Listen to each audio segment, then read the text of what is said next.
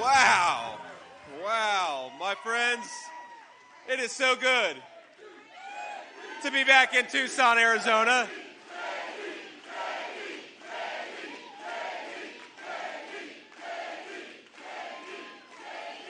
It is so good to be back in Tucson, Arizona. And in just 2 weeks' time, or as we used to say in the Marine Corps, 13 days and a wake-up, we're going to make Donald Trump the next president of the United States, and it's going to start right here in Arizona. Now, we have some great dignitaries. You guys have some great local leadership. I want to give them a shout-out before we get started. We've got Chairwoman of the Arizona GOP, Gina Swoboda. Where's Gina at? Hey, Gina, thank you. Gina and I get along very well, even though I pronounce Gina's name differently every single time that I see her. Gina, I'm so sorry. By the end of this election, we will figure it out, but only if we win Arizona by 5 points. So that's the challenge. I'm so thrilled to have President of the National Border Patrol Council, Paul Perez. Paul, where are you at? There we go.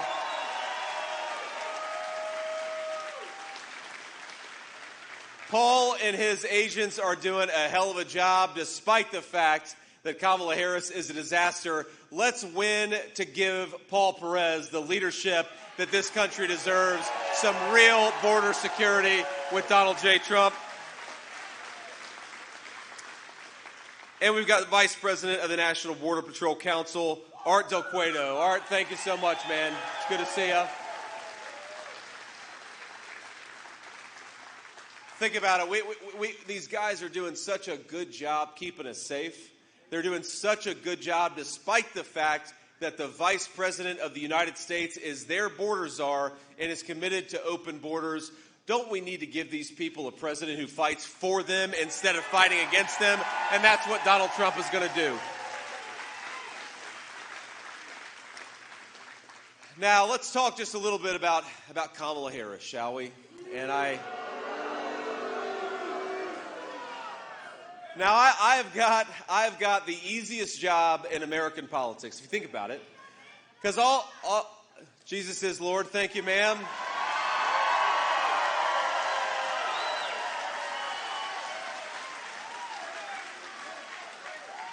And I'm not afraid to say that. It'd be good to have a vice president not afraid to say that. But look, here's the thing. I got the easiest job in politics because all that I have to do is go out and remind the American people that Donald Trump was the president of peace and prosperity. That's a pretty damn easy job to do. We just got to talk about the fact that when Donald Trump was president, take-home pay was rising faster than it had in a generation.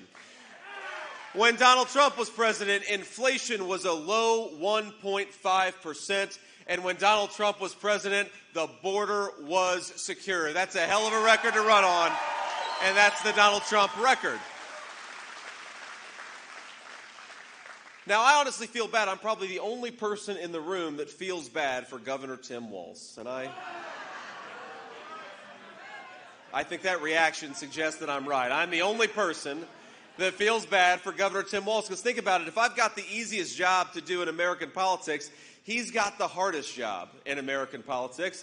He's got to go around and convince the American people that Kamala Harris is somehow going to solve the very problem she has been creating over the last 3.5 years. That's a tough job.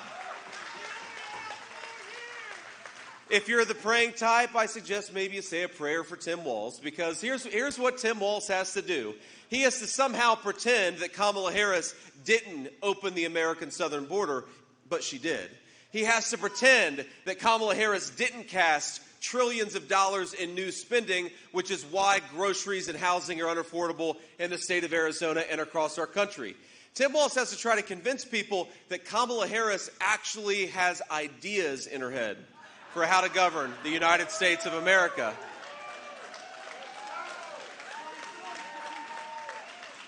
And I think all of us with common sense, when we see Kamala Harris say things like on day one, she's going to tackle the affordability crisis affecting American families, a lot of us are saying, Kamala, Day one was 1,400 days ago. What the hell have you been doing the whole time? Go do your job. Stop talking about how you're going to do your job. Now, I will say, in Kamala's defense, look at this. Look at me being bipartisan. I'm being nice to Tim Walz. I'm being nice to Kamala Harris.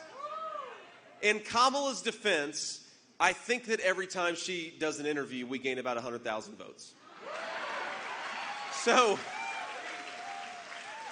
So Kamala, keep on doing those interviews, whether they're softballs or not. And I don't know if you've seen some of the softball interviews that she does, but the problem, I know we have some baseball fans in the room, right? We got some baseball fans. The problem with a softball interview is that you still got to be able to hit a softball. And I don't know if Kamala Harris could hit a T-ball based on what we've seen over the last couple of weeks. And now we joke about this, but actually the joke is on us, because this is not just a person who's bad at doing interviews. This is a person who doesn't have the competence or the skills to be president of the United States. And I think in just 2 weeks, Arizona is going to send Kamala Harris a message. Go back to San Francisco where you belong. We're making Donald Trump the next president.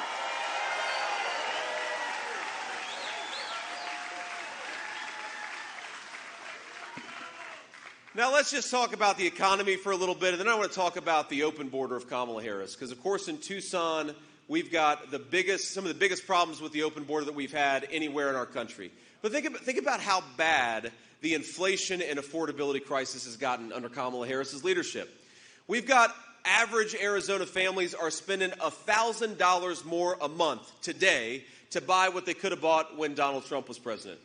We've got Arizona families that are paying 55% more for housing and rent today than they were when Donald Trump was president. And we got a lot of Arizona families that are paying 25% higher prices for groceries than when Donald Trump was president. Now, this is because we departed from some very common sense economic principles, and I think it's important to compare the record and the plans of Donald Trump against Kamala Harris. Now, the biggest reason that we've got runaway affordability problems is because Kamala Harris has waged war on American energy. Think about this. If the truck driver who's bringing the groceries to the grocery store is paying 45% more for diesel, then all of us are paying more for groceries. If the truck driver who's delivering the lumber to the construction site is paying 50% more for gas, then all of us are paying more for housing. So Kamala Harris wants to wage war on American energy. Donald Trump's plan is very simple. Drill, baby, drill. Unleash American energy, and you'll lower prices for American consumers. Now, there's another thing that Kamala Harris, she's got her economic plan totally upside down. She'll say that she wants, and I've never seen a politician in my life, even the ones who want to raise taxes, they usually lie about it, right? Kamala Harris is going around bragging about the fact that she is going to undo the Trump tax cuts and raise taxes by millions and billions of dollars on working families. And then she wants to give money to foreign corporations that ship our jobs overseas. Well, isn't there something wrong with that? Here's the Donald Trump approach. We're going to lower taxes for working Americans, and we're going to penalize the companies that are shipping jobs overseas, not reward them.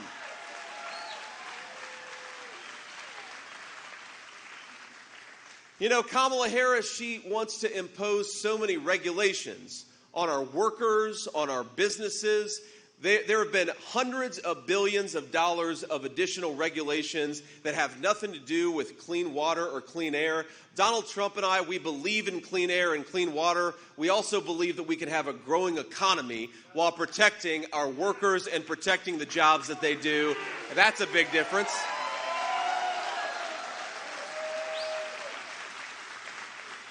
And perhaps the biggest difference of all is that Kamala Harris came into office bragging that she wanted to open the American southern border. She came into office bragging about undoing all of Donald Trump's border policies. You know what Donald Trump thinks we ought to do? Build that wall, finish that wall, and send illegal aliens back home, not to the United States of America.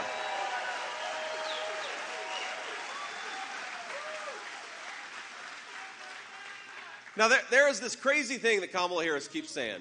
And you know, if you think of her campaign, if you pay attention to their campaign, she never talks about how she's going to lower grocery and housing prices for American citizens because she doesn't have any plans to do it. And most importantly, she's made the problem worse over the last 3.5 years. She'll never talk about how she's going to bring peace and stability back to the world with her foreign policy because she's been in office for 3.5 years and the world is on fire right now. So every time they ask her a question, every time they put a microphone in front of Kamala Harris and they ask her what she's going to do, she'll say, well, I grew up in a middle-class family.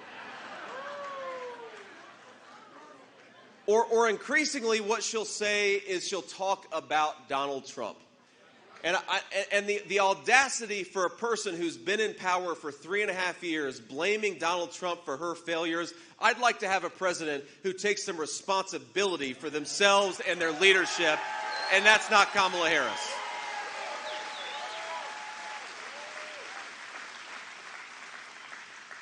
So I want to talk about something that hasn't gotten much news coverage, and it's connected to this border issue. And I want to name this family and this young man by name because though you may not know about it, because again, the news media hasn't really covered it, just a few days ago, there was a United States Marine veteran who was killed by the Mexican drug cartels. I'm dead serious. I want to tell you a little bit about this man because I just met his family. I just met his brother-in-law and his father, and of course they're heartbroken, but they mustered the courage to tell me a little bit about their son who lost his life, and I want to tell you a little bit about it. First of all, you know, I'm biased because I was in the Marines, but this is a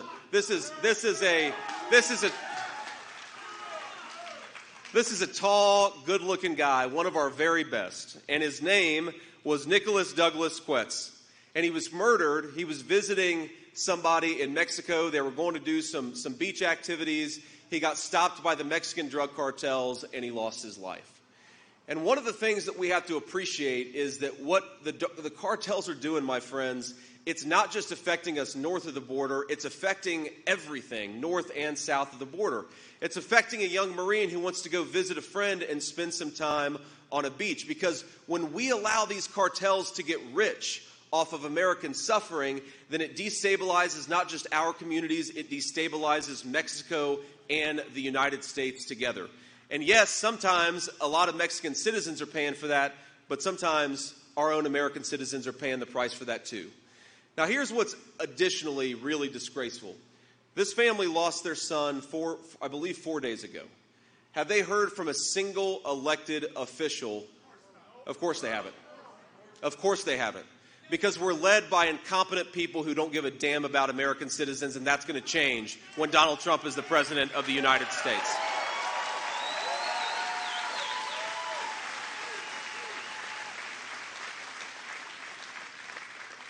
You know what else they told me is that they believe, and apparently American authorities believe, that they actually have the name of the person who killed this handsome young Marine.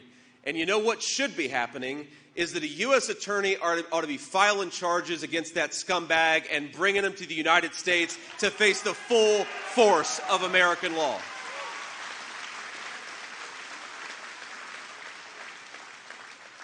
So, gentlemen, I hope to the family of Nicholas, I hope that by talking about this today, we brought some attention to what's going on. But here is my solemn promise to you while you've been ignored by your own government for the last 4 days in the midst of this unbelievable tragedy. I promise you that Calvary is coming, and when Donald Trump is president, we're going to kick the cartel's asses, and we're going to do it for you and for every person in this room.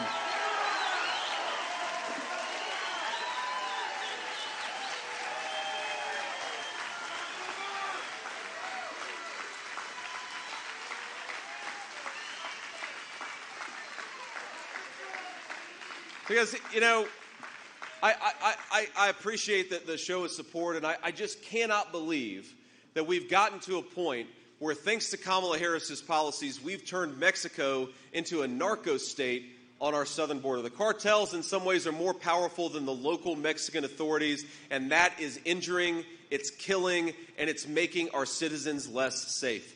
This has got to stop. You're sick of it, and I'm sick of it, and it's going to change. In 2 weeks, it's going to change.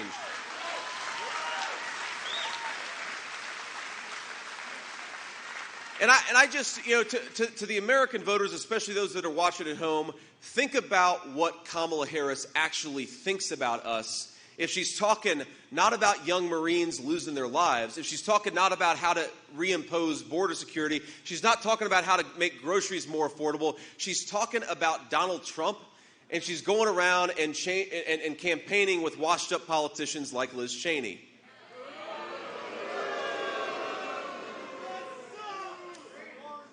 She's betting on all of us being dumb. And you know what Donald Trump and I are betting on? We're betting on all of the American people being smart and patriotic and kicking Kamala Harris to the curb, which is exactly where she belongs.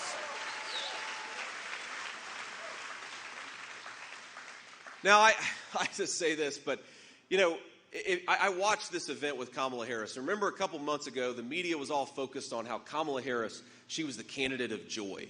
The candidate of joy. Well, we've got all the joy in this room right now in the Trump events. We're having a good time, and we're going to have a better time on November 5th. But, they did this event with Kamala Harris, and she's basically whining at the people at it wasn't a rally. I don't think they had that many people there, frankly. But she's whining at people for thinking that Donald Trump is funny. And she's like, how dare you have a sense of humor, and when a guy cracks a joke, you actually laugh at it. The joy is gone from the Kamala Harris campaign, my friend. She's mad at us for thinking that our president, who does have a very good sense of humor, is actually good at telling jokes from time to time. Well, I'm proud. Politics doesn't have to be dull and boring. Sometimes you can have a good time, and I think Donald Trump recognizes that better than anybody. But watching her up there, complaining at her fellow citizens for laughing at jokes, all I could think about was she doesn't come across as a president. She comes across as a vice principal who's very disappointed. She's very disappointed in us.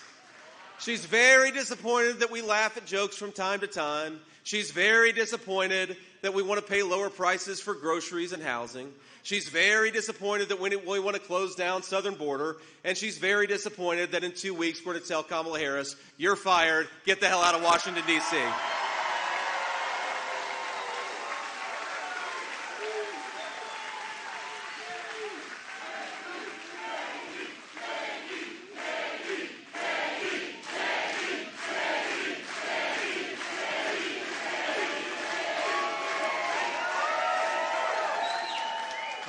All right.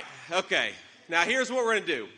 I'm going to make one more point, and then I'm going to take some questions from the reporters, and then we'll have to wrap up and hit the road. I think we're headed to Nevada today, and then we'll do some events there, and then we'll head back to the East Coast, where we'll be campaigning in Georgia, North Carolina, and then in the Midwest. So we're getting around, ladies and gentlemen. We're having a good time doing it. But the final message I want to leave you all with is we're going to win this race, but only if we get out there and vote. All of this politicking, all these rallies, all these media interviews, all the fun that we're having, it's not going to amount to anything unless we get our friends and family out there to the polls. And so I want to make 3 requests of you. Number 1, there's a website that we built called swampthevoteusa.com, and I'll repeat it, swampthevoteusa.com. You can check your registration. You can check how to get a mail-in ballot if that's what you want to do. You can check your polling location. You can check how to get involved in our efforts in these final 2 weeks to get out the vote and make sure that we actually win this race. Because if we all get out there and vote, we're going to win this race, and Donald Trump's going to be the President of the United States. That's a pretty damn good thing. Sorry. That's number 1. Number 1 is swampthevoteusa.com. Number 2, while I'm taking reporters or now, or you can do it, whatever makes sense, we'll be here for another 15 minutes or so. Take out your phone, take a photo of this rally, take a photo of yourself and your friends and your family, post it on social media, or text it to your friends and tell them why you're voting for Donald Trump for president. We're never going to have Kamala Harris and her corporate media allies tell the truth about this campaign or about this movement. But you know who can tell the truth? every single person in this room, and if we tell the truth, we win. That's the second request I want to make of you. And the third request is I want every person in this room to get out there and vote 10 times. Now, I can see some of you are like, we're in Tucson, not Maricopa County. We only vote once down here.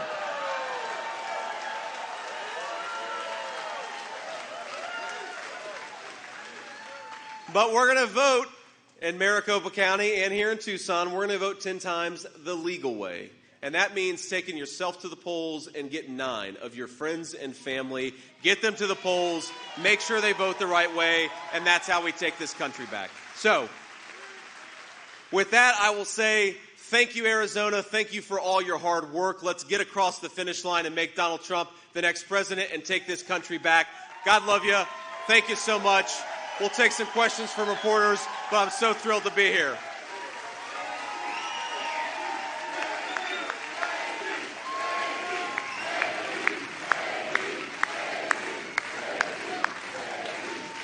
All righty. Okay. Thank you all. Thank you all. Let's start with the local reporters. We'll get to the national folks if we got a little time. Semper Fi. God bless you, sir. Hello, Senator Vance. My name's Renee Romo. I'm a reporter with 13 News here in Tucson. Thank you so much for taking questions. My question to you is just as you were talking about your ticket's economic plan, former President Donald Trump has said that he would impose high tariffs on Chinese goods. Sure. If he were to take office. However, a number of economists have said that would increase the prices of foreign goods here in America. What do you say to any voters that are concerned about this? Yeah, Renee, I think, look, it's a fair question. It's an important question. But the very same people who said that Donald Trump's tariffs aren't going to work are the very same people that said that we should let China into the World Trade Organization. They were wrong about that.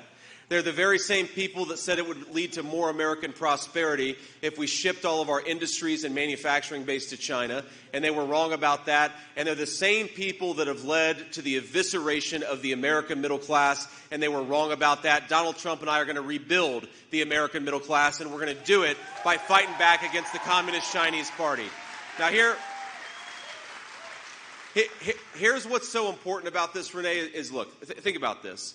If you take 2 factories and 2 sets of workers, in America, we want those factory workers to have good middle-class jobs. We want them to be able to support a family and buy a home with those good middle-class jobs. In China, they're willing to pay their people, sometimes literal slaves, $3 a day.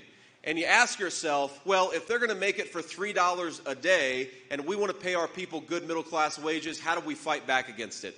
And the way that we fight back against it is to say, if you want to bring that slave labor-made crap back into our country, you're going to pay a big fat tariff, and that's how we're going to protect American businesses and American workers.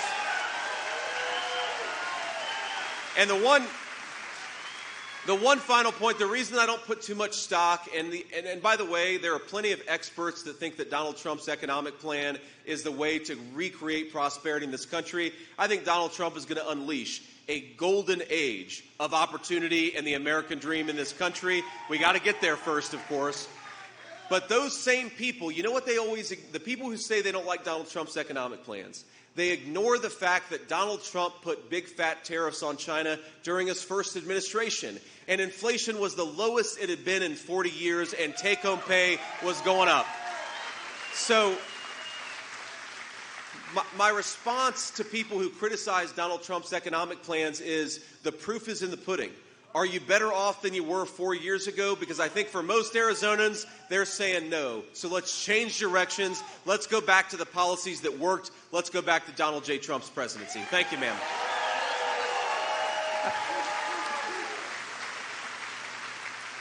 Next question. Hi, Senator Vance. I'm Samantha Califa from the Tucson Spotlight. In the past, you've been very clear about your views on women and abortion and women's health care. What are your plans to support women if you make it to the White House? Yes, ma'am. Well, I'm glad you asked that question.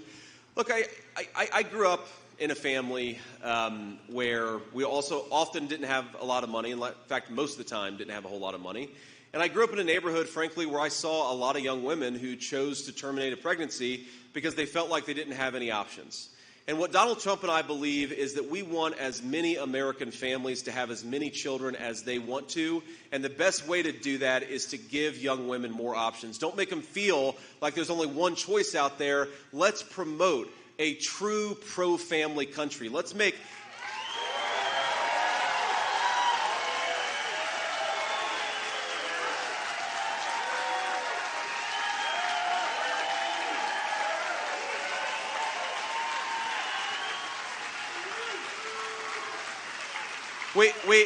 We want to make, for folks who need it, we want to make fertility more accessible. For young families who go to the hospital, they have a beautiful baby and they come home to surprise medical bills, we need to cut that crap out.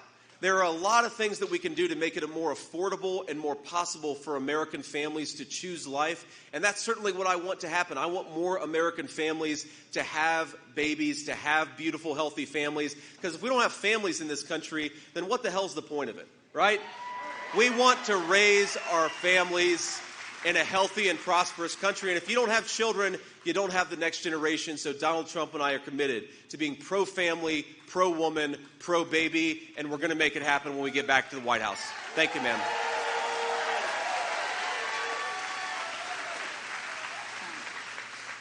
Hi, Senator. My name is Natalie Robbins from the Tucson Sentinel.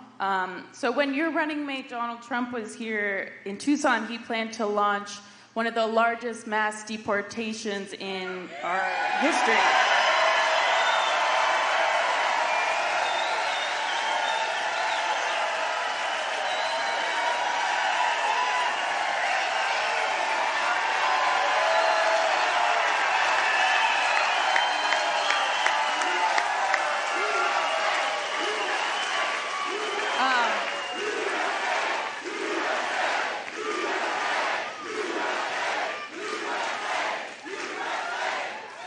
Senator, I'm curious if your campaign... Note to self, I'd like to have a drink of whatever you all had before you came to this rally. Me we're, too. We're having a good time. Ask your question, ma'am. Sorry.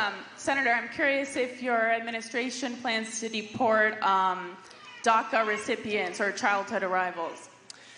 Look, ma'am, I think that what we've said and what President Trump has said is that when you've got 25 million illegal aliens in this country, you've got to deport a lot of people or you don't have a border anymore.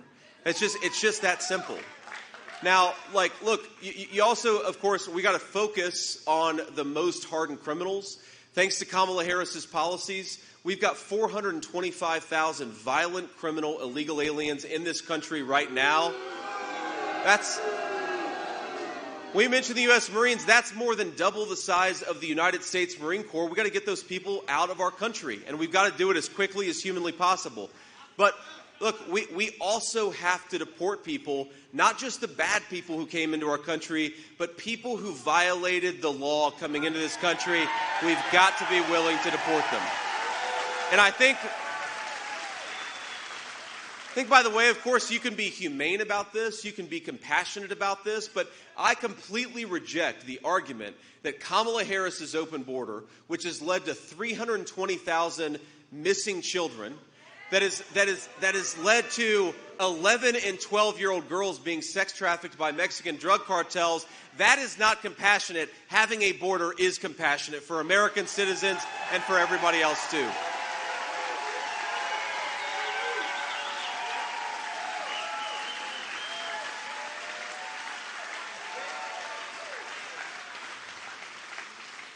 Next question.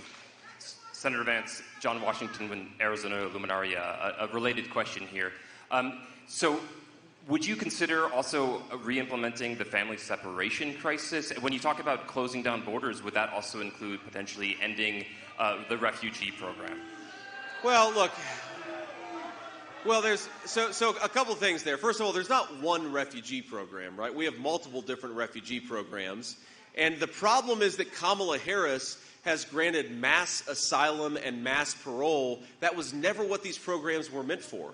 Now, we're not talking about a guy who, worked with American troops and is a good person, has been properly vetted, and you handle those cases on a case-by-case basis. We're talking about Kamala Harris giving legal status to millions of people. That's illegal. It's also disgraceful, and is one of the reasons why we have probably thousands of terrorists in this country right now, is because she's not doing her job. Now, the second question here is, I find that even the premise of the question a little unusual, because you talk about, are you going to re-implement child separation? Well, the Department of Homeland Security has said they've effectively lost 320,000 children. Now, some of them hopefully are at home with their families, but we know that a lot of them have been sex trafficked. A lot of them have been used by drug mules. The true family separation policy is Kamala Harris's open border, and Donald Trump is going to change that.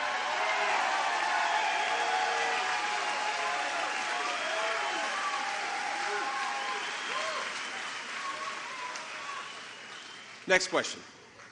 Good afternoon, Senator Vance. My name is Marely Ruiz. I'm with Univision Arizona. My question to you is, right now you mentioned that in the next 2 weeks you were going to change the situation with Mexico and their cartels. How are you planning on doing that? Well, what I said, and maybe I misspoke, but I don't think that I did. What I said is that over the next couple of weeks, we all need to work to apply pressure on the cartels who murdered this innocent young Marine, and try to put pressure on Kamala Harris to do something about it. Because for the next 2 weeks, she's the one in power. Donald Trump and I ultimately can't change anything. But in 2 weeks, when the fine people in this room make Donald Trump the president-elect of the United States of America, ma'am, here's exactly what we're going to do.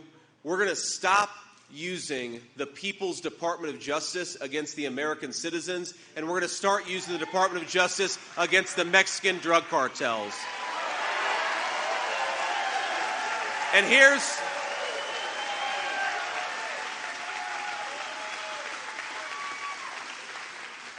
the other thing. I think we've got hundreds of thousands of very fine Marines, soldiers, sailors, and airmen who are pretty pissed off at the Mexican drug cartels. I think we'll send them to do battle with the Mexican drug cartels, too.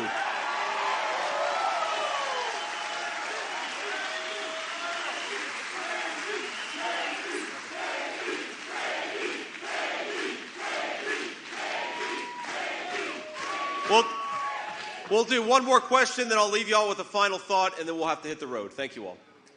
Hello, Senator J.D. Vance. Kenny Darwin with KGUN 9. I just wanted to ask, we have an opioid problem in this country, specifically with fentanyl. And since moving to Arizona, I've talked to many parents, loved ones who have lost loved ones to fentanyl. What is the federal government's role in addressing the issue, and how exactly do we combat that issue, especially for a state like Arizona, where most, if not all of that fentanyl is coming through our border? Yeah. Well, let me say a couple things. First of all, this is a humanitarian catastrophe that should be the biggest story in every national news media story and interview. They want to talk about 2020. They want to talk about something that happened 6 years ago. They ought to be talking about the fact that 100,000 of our people, many in the prime of their lives, are dying. It is a disgrace, and Donald Trump is going to do everything that he can to fight it. That's where we're going to start. Now, you ask how. How do you do that? Look, the number one reason why we have so much fentanyl in the state of Arizona, but also all over our country, we got to talk about it. This crap is manufactured in China because it's tough to manufacture, and then it's brought into the United States of America by the Mexican drug cartels. You need to have a president who goes to China and tells them what's what, stop manufacturing this crap, and then you need to have a president who sends the U.S. military to battle with the Mexican drug cartels. Get this poison out of our country. That's what we got to start with.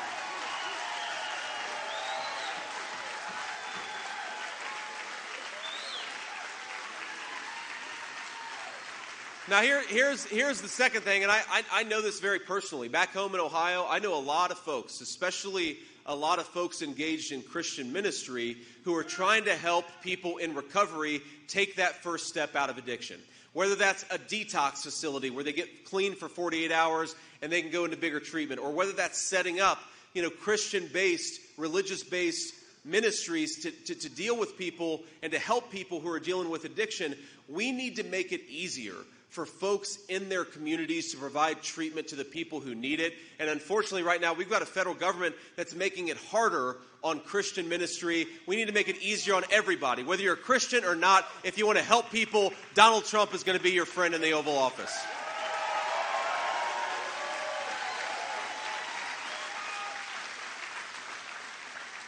So on that note, let me just give you some sense of the stakes here. And again, we got to get out there and vote.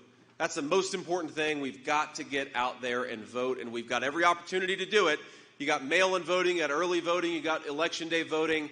Look, I don't like election season. I like election day, but as Donald Trump says, it is what it is.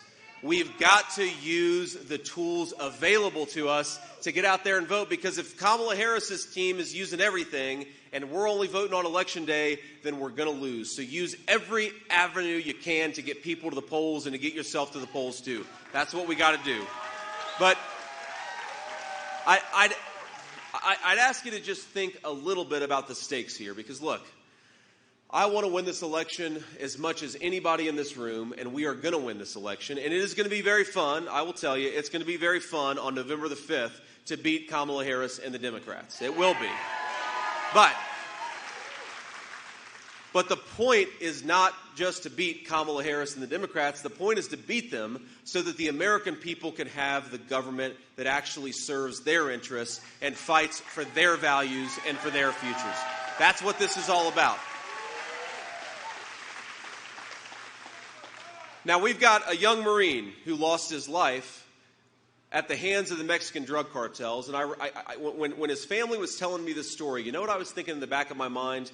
I was thinking about when I sat next to a DEA agent, a drug enforcement agent, on a plane, and he told me that in the last few years, the Mexican cartels have gone from making about $1 billion a year to over $15 billion a year. And that was a couple years ago. It's probably, Border Patrol folks, it's probably a hell of a lot higher now than it was 2 years ago.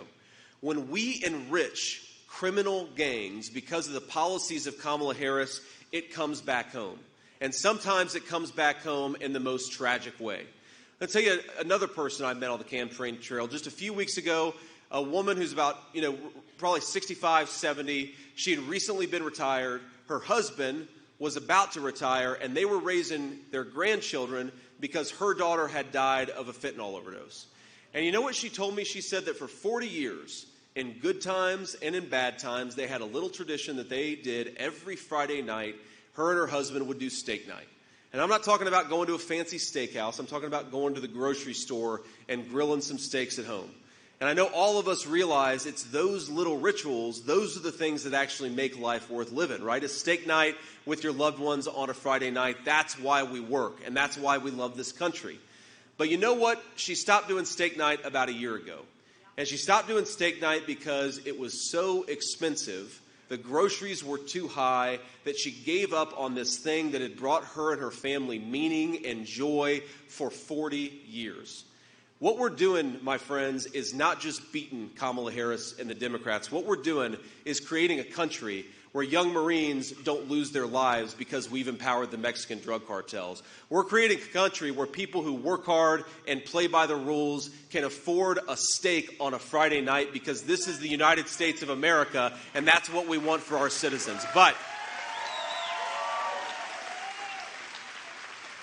But as we're out there working, and as we're out there getting people to the polls, and as we're out there finding ways to make sure that as many people vote for Donald Trump as possible, I just want you to remember that the American people, the people I just talked about who are suffering under Kamala Harris's leadership, they are going to thrive and prosper, but only if they have a leader who is fit to serve and fit to lead this great nation. Let's go give it to them. God bless you, Arizona. Thank you so much for having me.